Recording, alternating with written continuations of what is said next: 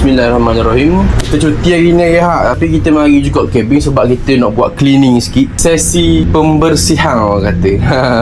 Okay, pertama sekali kita basuh luar tu. Boleh lah lalu-lalu, barang murah juga.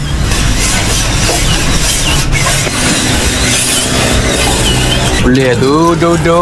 Kita berpindah ke depan pula. Oh, cedera aku. Mesej habis bateri tau. Manual pula kita.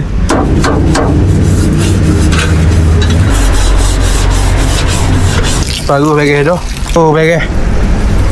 Tinggal lah biru muka. Finally baru nampak rupa sikit. Kita nak gahar belah ni pula. Wangalah.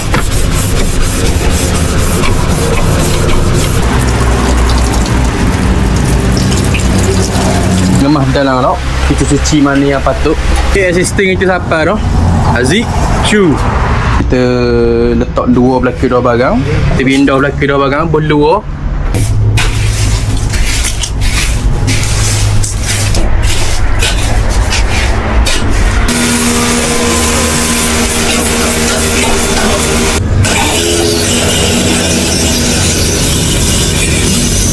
Kita beru mana bahagian kotor. Atas ni pun kita beru kok. Dia nampak bersih sikit. Semangat nak kerja kata. Mentol pun kita lak tau. Main gila. Nak jimat. Mahal kok mentol besar ni serau. Kat 10 ya kok ni baru berjimat cimak kata. Ada je banyak je lebih. Tapi lagi udah jimat lah. Inilah hasil dia. Tidur dalam ni pun boleh Dengan kotor ni apa ni? Cat tertanggal. Atas pun kita cuci dah. Kilap berair tu.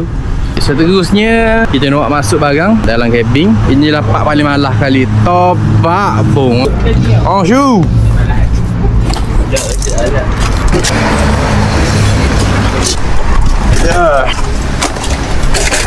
Selesai dah. Masuk belakang barang. Shu. Okay, Shu dulu. Lulus. Settle. Ya. Depan pun kamera lulus. Alright, lulus. Sekian sesi cleaning pada hari ini. Esok kerja.